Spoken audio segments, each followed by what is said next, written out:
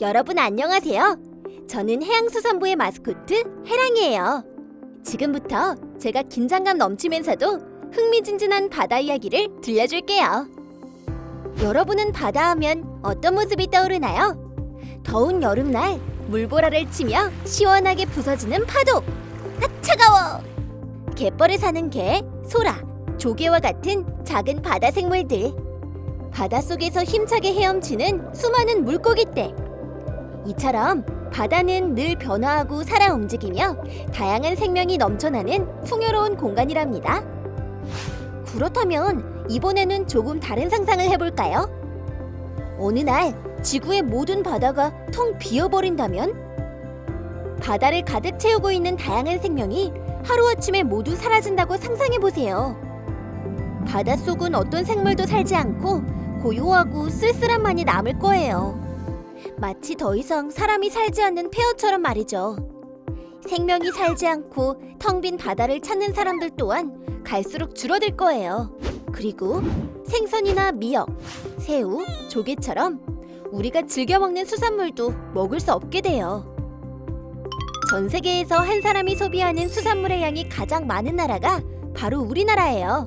우리나라 한 사람이 1년 동안 소비하는 수산물의 양은 60kg 이상이랍니다. 정말 많죠?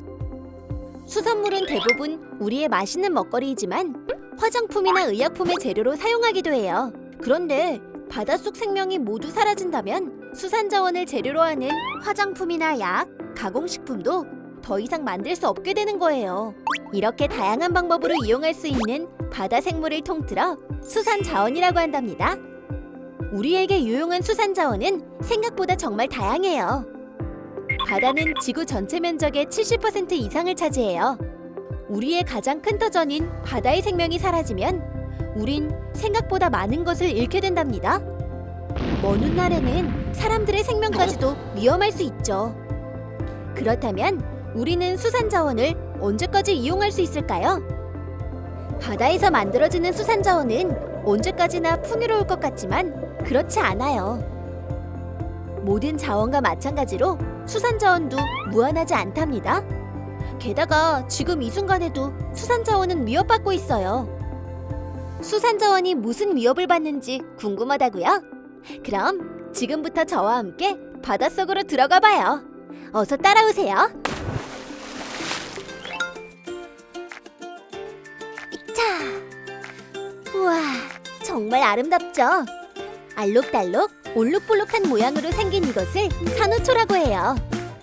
산호초를 이루는 산호는 따뜻하고 얕은 바닷속 바위에 붙어서 사는 동물이에요. 산호는 마치 나뭇가지처럼 여러 갈래로 뻗어가며 서로 이어진 모양으로 자라나죠. 이런 산호의 단단한 겉껍질인 외골격과 분비물이 쌓여 굳어진 것을 산호초라고 부른답니다. 산호초는 물고기를 비롯해 다양한 바다 생물이 살아가는 공간이에요. 산호 몸속에 사는 식물성 플랑크톤이 광합성을 해서 영양분과 산소를 만들어내기 때문이죠. 이 영양소와 산소를 얻기 위해 작은 바다 생물들이 모여들고 이런 작은 바다 생물들을 먹이로 하는 덩치가 큰 바다 동물들도 산호 주변으로 몰려들 수밖에 없어요. 실제 바다 생물의 4분의 1이 산호 주변에 모여 살아간답니다.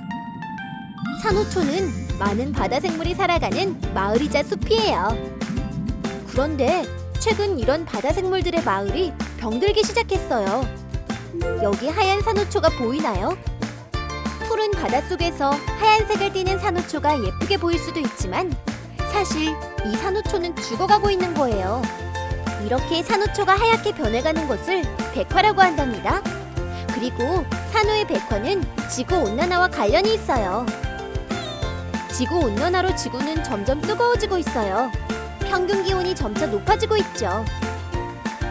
석탄, 석유와 같은 화석연료의 무분별한 사용으로 생긴 이산화탄소가 지구온난화의 주요 원인으로 손꼽혀요. 이산화탄소가 지구 대기를 이불처럼 덮고 있어서 지구의 열이 우주로 빠져나가지 못하기 때문이에요. 지구온난화는 대기의 온도를 높일 뿐 아니라 바닷속 온도까지 높였어요.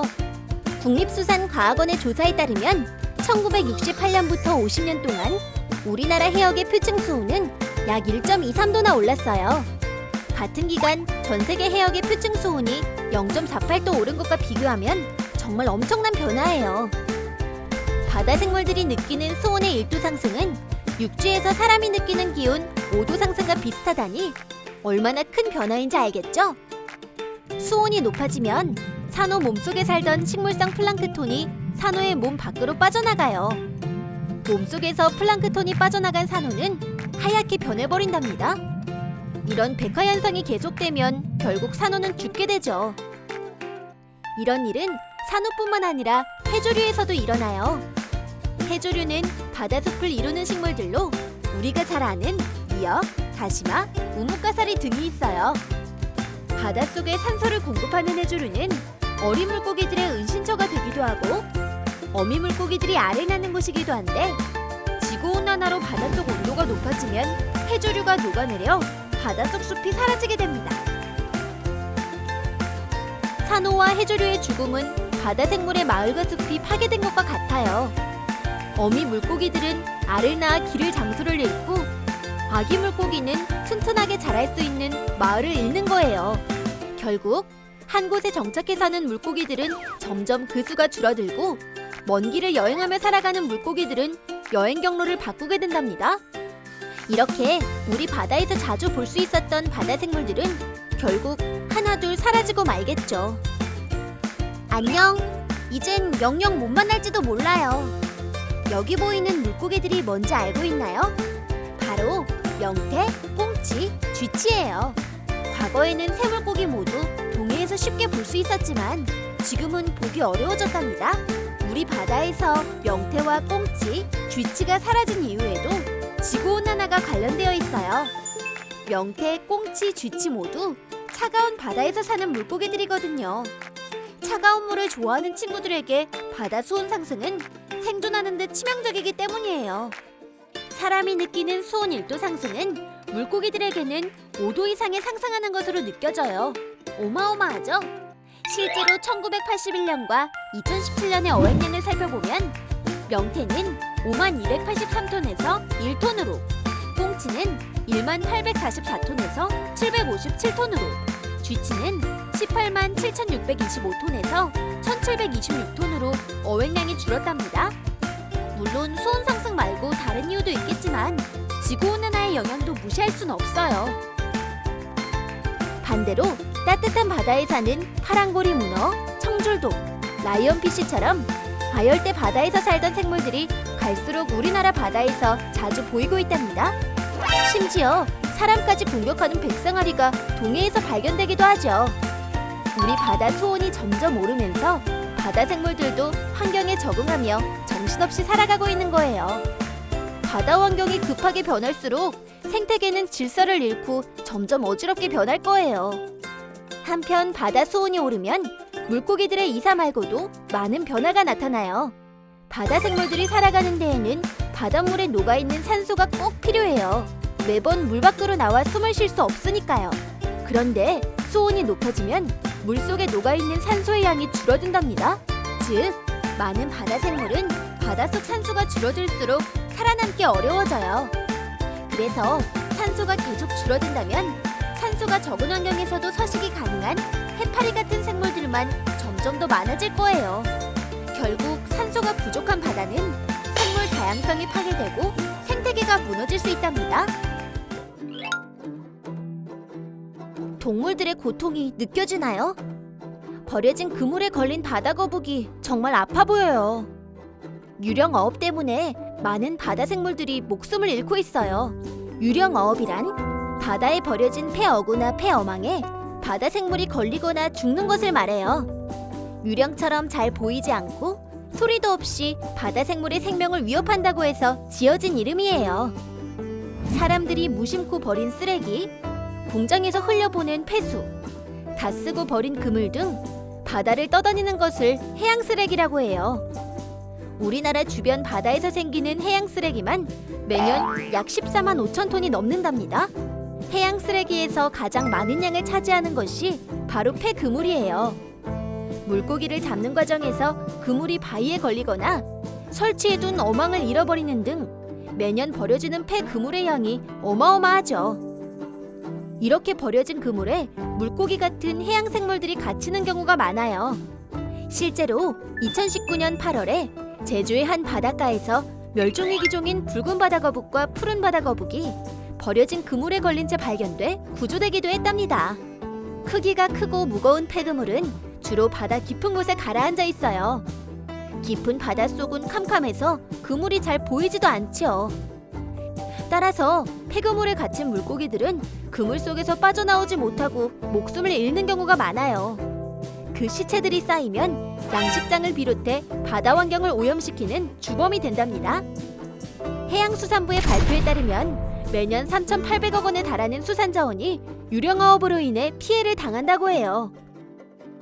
어린 물고기를 마구 잡는 사람들.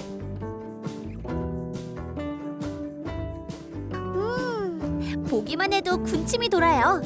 전부 다 제가 좋아하는 수산물 요리예요. 저처럼 여러분도 수산물을 즐겨 먹죠? 그렇다면 지금보다 더 많은 사람이 수산물을 마음껏 먹기 위해서는 어떻게 해야 할까요? 더 많은 양의 수산물을 잡으면 많이 먹을 수 있다고 생각하기 쉽지만 답은 정반대예요. 수산물을 마구잡이로 잡으면 절대 안 되죠. 해양수산부의 조사 결과에 따르면 우리나라와 가까운 바다의 어업 생산량이 1996년 162만 톤에서 2017년에는 100만 톤도 안 되는 양으로 뚝 떨어졌어요. 갈수록 어업 생산량이 떨어지는 원인 중 하나는 어린 물고기를 마구 잡아들이는 치어와 자어 남획이에요. 자어는 아직 알에서 깨어난 지 얼마 안 된 어린 물고기를 말하고, 치어는 아직 어른이 되지 않은 어린 물고기를 말해요. 남획은 자원이 감소할 정도로 물고기 등을 마구 잡는 일을 뜻하죠. 치어와 자어는 아직 알을 낳을 수 없을 만큼 어리고 작은, 사람으로 치면 영유아나 청소년이에요. 그런데 이런 치어를 계속해서 잡아 올리면 치어가 자라서 알을 낳고 더 많은 물고기가 태어날 기회를 빼앗는 것과 같죠. 치어 남획이 이어지면 결국 멸종위기에 이를 수도 있어요. 실제로 상어나 고래와 같은 거대 해양동물들이 멸종위기에 처한 원인은 바로 남획이랍니다. 해양수산부에서는 어린 물고기와 어미 물고기를 보호하기 위해 금어기와 금지체장 제도를 만들었어요. 금어기란 바다 생물을 잡을 수 없는 기간을 말해요. 금어기는 어미 물고기들이 알을 낳는 시기를 기준으로 정해집니다. 일정 크기 이하의 어린 물고기를 잡을 수 없는 제도를 금지체장이라고 해요. 금지체장은 어린 물고기가 알을 낳을 수 있는 어른 물고기가 되는 시기에 몸 크기나 몸 무게를 기준으로 정해집니다. 사람의 키와 마찬가지인 체장은 물고기의 머리부터 꼬리까지 길이, 꽃게 같은 갑각류는 갑장이라고 부르는 몸통의 가로 길이, 새우는 두용갑장이라고 부르는 머리의 크기를, 오징어는 외투장이라고 부르는 화살같이 뾰족한 몸통 끝에서 다리가 시작되기 전까지의 길이를 말해요. 대문어같이 길이가 아닌 몸의 무게, 즉 체중을 기준으로 금지체중이 정해진 어종도 있죠. 해양수산부에서는 21년 1월 5일을 기준으로 44개 어종의 금어기와 42개 어종의 금지체장을 설정하고 있습니다. 금어기에 해당되는 바다생물이나 금지체장 기준에 미치지 못하는 작은 바다생물은 반드시 바다에 다시 놓아줘야 한답니다. 자치어뿐 아니라 알을 품고 있는 수산물 역시 절대 잡아서는 안 돼요. 알을 벤 물고기 한 마리를 잡는 것은 수천 마리의 물고기를 잡는 것과 같답니다. 금어기가 없는 바다생물이라도 알을 베고 있는 물고기와 오징어, 문어, 꽃게, 조개 등 수산물은 잡지 말고 놓아주세요. 그리고 너무 어린 물고기는 금지체장이 정해져 있지 않더라도 잡지 말아야 해요. 지금까지 본 것처럼 여러 가지 원인으로 우리 수산자원은 몸살을 앓고 있답니다. 이러다가 정말로 수산자원이 사라질까봐 두렵다고요? 실제로 어획 생산량이 줄어드는 모습을 보고 걱정하는 사람들이 늘어나고 있어요. 그리고 이런 사람들이 모여 수산자원을 회복시켜 풍요로운 바다로 되돌리기 위해 노력하고 있답니다. 그럼 이제부터 바다가 풍요롭고 건강해지는 방법을 함께 만나볼까요? 지켜줄게, 어린 물고기야. 도와줄게, 어미 물고기야. 여러분 모두 치얼업! 제가 뭘 하고 있는지 궁금하죠? 바로 어린 물고기 보호 운동 중이랍니다. 여기 손목에 차고 있는 팔찌 보이죠? 이 팔찌에는 하트 모양 꼬리가 돋보이는 귀여운 아기 물고기 그림이 그려져 있어요. 보통 액세서리처럼 보이지만 사실 이 팔찌는 어린 물고기를 보호하기 위해 만들어졌답니다. 앞서 말했던 금지체장 기억하죠? 해양수산부에서는 체장이 기준 이하인 바다 생물을 잡지 않는 법을 만들어 어린 물고기를 보호하고 있어요. 금어기 금지체장을 위반해서 수산자원을 잡는 경우도 처벌받지만 그렇게 잡힌 수산자원을 소지 유통, 가공 보관하여도 불법이란 점 기억하세요. 금어기 금지체장에 해당되는 개체는 잡지도 먹지도 팔지도 말아야겠죠? 하지만 모든 바다 생물의 금지체장을 외우기란 어려운 일이에요. 또한 어린 물고기를 잡는 것이 법에 어긋나는 행동이라는 사실을 모르는 사람들도 있답니다. 그래서 해양수산부와 국제환경단체인 세계자연기금 등과 함께 어린 물고기를 보호하기 위한 캠페인 치얼업을 만들었어요. 치얼업은 어린 물고기를 뜻하는 치어와 사랑을 뜻하는 러브를 합친 말이에요. 영어로 응원한다는 뜻을 담은 치얼업과 발음이 같아서 기억하기 쉽죠. 치얼업은 치어를 사랑하자와 어린 물고기를 키우자는 두 가지 뜻을 담고 있답니다. 최근 갈수록 줄어드는 어업 생산량을 다시 늘리기 위해 기획한 수산자원 보호 활동이 바로 치얼업이랍니다. 이 치얼업 팔찌를 한번 자세히 볼까요? 귀여운 물고기 그림 옆에 숫자와 글씨들이 적혀 있어요. 숫자 15위에는 볼락, 20위에는 쥐노래미, 21에는 고등어, 23위엔 우럭, 24위에는 참돔이라고 써있죠. 이 중에서 아래에 적힌 숫자는 센티미터 단위의 길이를 나타내는데요. 각 물고기의 금지체장 크기를 표시해둔 거예요. 볼락은 15cm, 고등어는 21cm보다 작은 고기들은 모두 치어라고 할 수 있어요. 치어러 팔찌는 낚시를 할 때 유용하게 쓸 수 있어요. 보통 팔찌처럼 손목에 차고 있다가 물고기를 낚아올리면 팔찌를 쫙 펼쳐서 잡은 물고기 길이를 재어볼 수 있죠. 만약에 15cm 길이의 고등어와 참돔을 잡았다면 바다에 다시 놓아줘야겠죠. 시장이나 마트에서 생선을 살 때도 치어러 팔찌를 사용할 수 있어요. 길이를 다 잰 뒤에는 치어러 팔찌를 손목에 찰싹 내리치면 휘리릭 하고 손목에 감긴답니다. 예쁜 팔찌가 우리 바다의 어린 물고기들을 지키는 줄자로 변신하다니 정말 멋진 아이디어죠. 치얼업 캠페인은 2019년 10월에 시작됐어요. 그리고 2020년 4월 치얼업 캠페인이 더 널리 알려질 기회가 생겼답니다. 세계적으로 훌륭한 광고 작품을 모아서 상을 주는 자리를 광고제라고 하는데 세계 3대 광고제 중 하나에서 치얼업 캠페인이 상을 받았거든요. 치얼업 캠페인은 2020 뉴욕 페스티벌 광고제에서 사회적 기여, 환경보전 및 지속가능성 부문 동상을 받았답니다. 치얼업 캠페인의 아이디어를 우리나라에서뿐만 아니라 전 세계적으로 인정받은 셈이에요. 어린 물고기만큼이나 꼭 보호해야 하는 생물이 바로 어미 물고기예요. 어미 물고기가 건강하게 알을 잘 낳아야 많은 어린 물고기들이 태어날 수 있으니까요. 해양수산부에서는 금지체장과 함께 금어기에 대한 법도 만들어 어미 물고기를 보호해요. 예를 들면 꽃게는 여름에서 초가을 무렵 2달 동안이 금어기예요. 모든 사람이 꽃게가 짝짓기를 한 뒤에 알을 베고 낳기 전까지는 잡지 않는다고 약속하는 거죠. 꽃게 중에서도 특히 암컷 꽃게는 복부 외부에 알이 붙어있는 경우에는 금어기 기간 외에도 잡을 수 없어요. 다리가 대나무처럼 길쭉하게 생긴 대게. 이 대게도 그 수가 줄어드는 것을 막기 위해 금어기와 상관없이 암컷 대게는 무조건 잡으면 안 된답니다. 갈수록 우리 바다에서 사라져가는 명태도 마찬가지예요. 특히 2021년 1월 5일부터는 금어기와 금지체장 기준이 새롭게 바뀐 수산자원관리법이 시행돼요. 새로운 수산자원관리법은 해양수산부 홈페이지 법령정보 입법예고 게시판에서 자세히 볼 수 있답니다.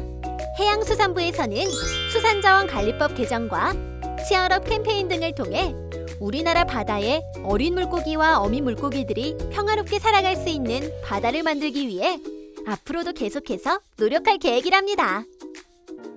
해양 쓰레기 청소 대작전! 여러분, 어서 모이세요. 오늘은 바로 바다 대청소 날이랍니다. 바다에서 무슨 청소를 하냐고요? 앞서 우리나라 바다에서만 1년에 14만 5천 톤의 해양 쓰레기가 생긴다는 사실 모두 기억할 거예요. 하지만 바다에 잠겨있는 쓰레기는 그보다 훨씬 적어요. 누군가 바다를 깨끗하게 청소해준 덕분이죠. 해양 쓰레기는 보통 땅에 떨어져 있는 쓰레기보다 치우기가 어려워요. 배를 타거나 수영을 해야지만 치울 수 있기 때문이죠. 특히 폐그물은 크기도 크고 무거워서 주로 바다 깊은 곳에 가라앉아 있답니다. 폐그물은 유령화업의 주 원인으로 바다를 오염시키고 수산자원을 위협하는 존재예요. 게다가 배가 폐그물에 걸려 일어나는 사고도 점차 늘어나고 있답니다. 2020년 8월 한국어촌어항공단에서는 강원도 고성군 바다에 잠겨있는 폐어구를 찾아 나섰어요. 그리고 한 달 동안 무려 90톤의 폐어구를 건져 올렸답니다. 이곳 어장은 대게나 가자미들이 주로 살고 많은 수산생물들의 성육 및 산란장으로서 가치가 매우 높아 동해 최북단 황금어장으로도 불리는 지역이에요. 이 황금어장 바닥에 깔려있는 폐그물을 치움으로써 수산생물들이 잘 살 수 있도록 만들었답니다. 해양 쓰레기를 사람 손으로 직접 치울 수도 있어요. 2019년 3월 1,500명의 사람들이 충청남도 보령시 바닷가인 소왕사구에 모였어요. 소왕사구는 생태보호구역으로 수많은 바다생물뿐 아니라 철새들도 즐겨 찾는 곳이에요. 많은 사람이 이곳에 모인 이유는 물놀이가 아닌 바다 대청소를 하기 위해서예요. 주변 마을에 사는 주민과 해양수산부를 비롯한 단체의 시민들이 함께 바다 지킴이가 되어 바닷가 쓰레기를 치웠답니다. 바다 대청소는 동해, 서해, 남해 등 우리나라 바다 곳곳에서 이루어지고 있어요. 전 세계적인 바다 대청소 날도 있어요. 아직 모르는 친구들이 많겠지만 매년 9월 셋째 주 토요일은 국제연안정화의 날이에요. 연안은 바다나 강, 호수와 가까운 땅을 말해요. 즉, 국제연안정화의 날은 세계인이 함께 바닷가를 깨끗하게 청소하는 날이죠. 국제연안정화의 날은 1986년 미국 텍사스주에서 시작됐어요. 그리고 지금은 우리나라를 비롯해 100여 개 나라에 약 50만 명이 참여하는 세계적인 해양 환경운동이 되었답니다. 많은 사람의 노력에도 해안가의 쓰레기를 전부 수거하기란 어려워요. 몇몇 쓰레기는 파도에 휩쓸려 바다를 떠다니죠. 이렇게 바다에 있는 해양 쓰레기는 어떻게 치워야 할까요? 간단하게 바다 위를 둥둥 떠 있는 쓰레기만 건져내면 된다고 생각할 수 있어요. 하지만 해양 쓰레기 대부분은 바다 위에서 보이지 않아요. 플라스틱이나 비닐처럼 비교적 가벼운 쓰레기도 수면에 떠 있지 않고 바닷속에 잠겨 있는 경우가 많죠. 그 이유는 수면에서 2m에서 3m 깊이까지의 바닷물이 바람의 영향을 받기 때문이에요. 따라서 가벼운 쓰레기도 바닷속에 잠겨 이리저리 마구 돌아다닌답니다. 우리나라에는 이런 해양 쓰레기를 치우기 위해 청소하는 배가 있어요. 해양수산부에서는 전국 국가어항 및 지방어항에 어항관리선 12척을 배치했어요. 어항관리선에는 해양 쓰레기를 수거하기 위한 기계장치가 설치돼 있어요. 눈에 보이고 작은 쓰레기는 뜰채로 사람이 건지고 버려진 그물처럼 크고 무거운 쓰레기는 집게가 달린 크레인으로 집어올리죠. 수거한 해양 쓰레기는 육지로 옮겨져 분리수거 등의 과정을 거쳐 처리된답니다. 이 밖에도 사람이 타지 않고 바다를 떠다니며 해양 쓰레기를 치우는 무인 선박도 개발됐어요. 쓰레기가 육지에서 바다로 흘러가지 못하도록 차단하는 장치 등도 있죠. 또한 과학자들은 해류와 날씨 정보를 감지하고 분석해 해양 쓰레기가 흘러가는 경로를 예측하기도 한답니다. 전 세계 많은 사람이 해양 쓰레기를 치우기 위해 여러 가지 방법으로 노력하고 있어요. 하지만 그 방법들 모두 사람의 손이 꼭 필요하다는 공통점이 있답니다. 무심코 쓰레기를 버린 행동에 비하면 해양 쓰레기를 치우는 일은 어마어마한 노력이 필요하다는 사실 잊지 마세요. 바다숲을 살려라! 울창하게 자란 나무들이 모여있는 곳, 바로 숲이에요. 숲에 있는 나무들은 이산화탄소를 흡수하고 산소를 만들어내는 광합성으로 지구를 깨끗하게 해주는 고마운 존재죠. 그런데 바다에도 숲이 있다는 사실 알고 있나요? 앞서 얘기했던 산호와 해조류 등은 모두 바닷속에서 광합성을 하는 생물이거든요. 실제로 과학자들의 추측에 따르면 지구에서 만들어지는 산소의 50%에서 80%가 바다숲에서 만들어지고 있답니다. 하지만 바다에는 산호가 죽어가는 산호백화를 비롯해 갯녹음 같은 현상이 계속되고 있어요. 갯녹음이란 해조류들이 죽거나 사라지고 해저 표면이 하얗게 변하는 현상을 말해요. 이런 현상이 이어지면 바다 생태계가 파괴될 뿐 아니라 지구온난화 문제가 더 심각해질 수 있답니다. 그래서 과학자들은 바다숲 살리기에 나섰어요. 2020년 해양수산부는 1년 동안 축구장 4,000개 넓이의 바다숲을 만들었어요. 갯녹음 때문에 사막처럼 변한 바다에 해조와 해초를 심은 거예요. 동해, 서해, 남해와 제주 바다까지 총 22군데에 27.7제곱킬로미터 규모의 바다숲을 만들었답니다. 축구장 약 4,000개 크기와 비슷한 규모라니 엄청난 크기죠? 땅 위의 숲에서는 흙을 파고 나무를 심지만 바다에서는 그럴 수 없어요. 바닷속 모래에 해초를 심으면 금세 파도에 휩쓸려 뽑혀나가기 때문이에요.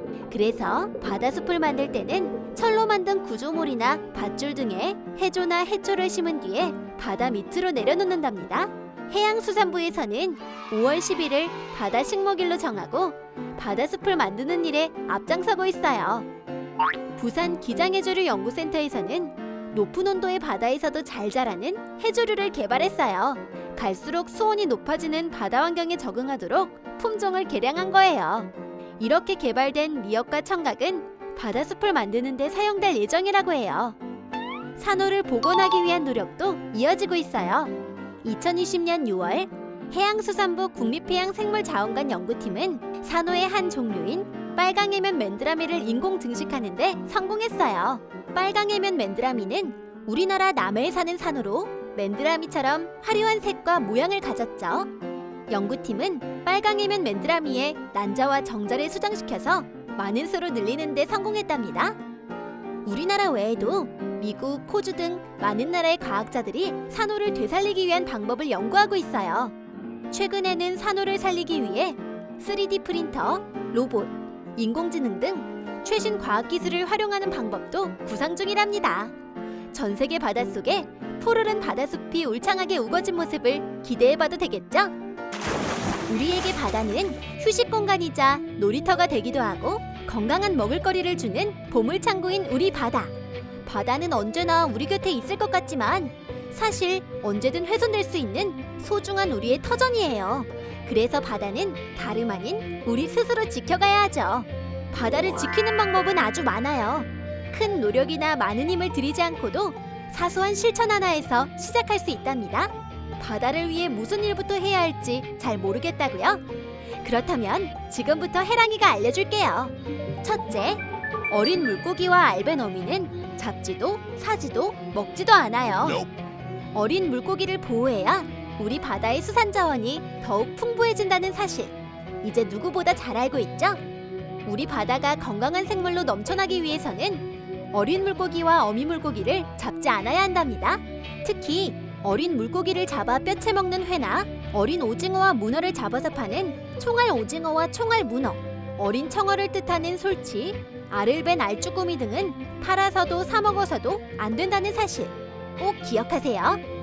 국제단체인 해양관리협의회에서는 바다 환경을 해치지 않으면서 지속가능한 어업의 기준을 만들고 평가해요. 그리고 이 평가를 통과한 기업의 제품에는 지속가능어업 국제인증 수산물 마크를 붙일 수 있어요. 수산물을 살 때 이 마크를 확인하는 착한 소비도 어린 물고기를 보호하는 방법이랍니다. 둘째, 쓰레기를 함부로 버리지 않는다. 해양 쓰레기 대부분이 도시에서 만들어졌다는 사실 모두 기억하죠? 쓰레기를 버리기는 쉬워도 바다에 흘러들어간 쓰레기를 치우기란 정말 어려워요. 바다를 떠돌던 아주 작은 쓰레기들이 아무도 모르는 사이에 우리 몸속으로 들어올 수도 있다는 사실도 잊지 마세요. 우리 모두 바닷가에서는 물론이고 그 어디에서든 아주 작은 쓰레기도 함부로 버리지 않기로 해요. 셋째, 우리 바다와 수산자원 보호에 관심을 기울여요. 2018년 많은 사람이 즐겨 찾는 휴양지인 하와이에서는 선크림 사용을 금지하는 법이 생겼어요. 선크림의 성분인 옥시벤존이 산호와 물고기의 생명을 위협하기 때문이죠. 이렇게 사소한 우리의 행동이 수산자원 보호에 큰 영향을 미치게 됩니다. 여러분들이 바다와 해양생물에 관심을 기울이다 보면 바다를 아끼고 보호하는 방법은 수없이 많아요. 또한 이런 노력들이 모인다면 우리 바다는 더 건강해질 거랍니다. 이제 바다를 위해 우리가 해야 할 일을 잘 알았죠? 그럼 다음에는 더 깨끗한 우리 바다에서 다시 만날 날을 기대하며 모두 안녕!